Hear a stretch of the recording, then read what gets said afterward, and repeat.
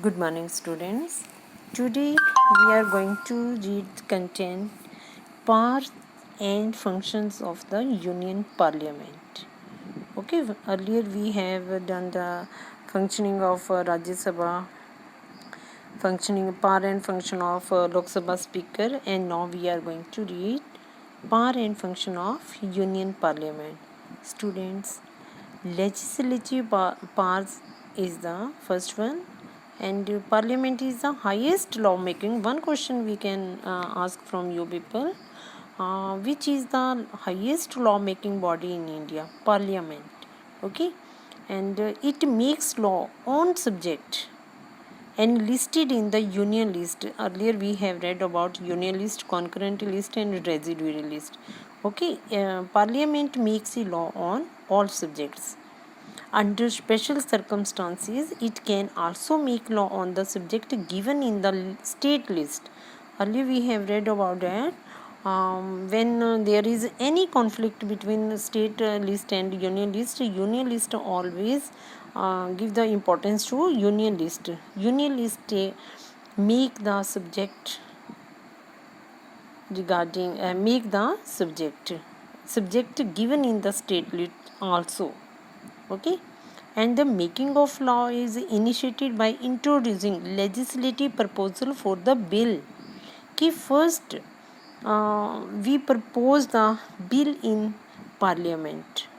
Okay, legislative proposal for the bill, and other than the money bill in either of two houses of parliament. We represent our bill in introduce the bill in Lok Sabha as well as Rajya Sabha. Okay, and both the houses is necessary for passing a bill. Okay, there is a need of passing the bill in both houses. Okay, in case of disagreement between the two houses, if there is some disagreement on the bill, okay, on that time your Lok Sabha a majority vote is taken in the joint meeting.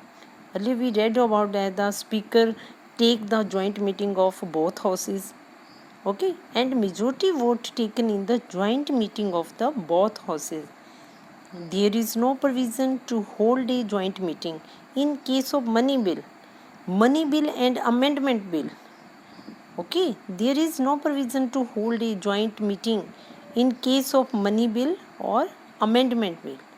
After a bill is approved, when the bill is approved by the both houses and it is sent to president for his consent, his or her consent, it means when bill passed in the both houses and it sent to the president, and when president give the signature on this, on that time this bill become a law.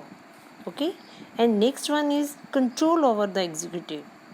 Control over the executive, कि how parliament is control over the ministers. Executive mean ministers, prime minister including.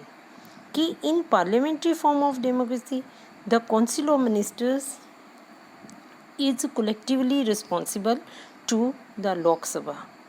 In case vote of non-confidence is passed against any one minister, कि the whole council of minister has to resign collectively. Okay, no confidence mean कि work of the minister is not accepted by the opposition party. On that time no confidence is there.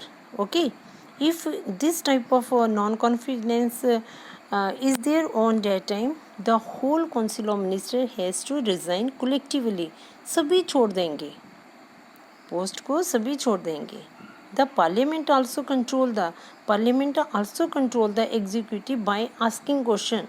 In Lok Sabha and Rajya Sabha, your parliament also control the executive by asking कि opposition in parliament ruling government in Lok Sabha ruling government and opposite government party sitting in parliament, and your opposition party always ask the question from ruling government. It means they are going to control the executive also.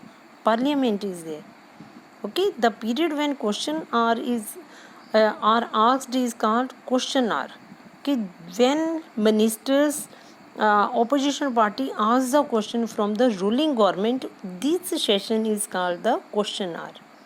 Since Rajya Sabha cannot pass a vote of non-confidence, okay, Rajya Sabha cannot pass a vote of non-confidence. Only Lok Sabha has the more effective control over the union executive, because member of Lok Sabha is also more member of Lok Sabha other than Rajya Sabha.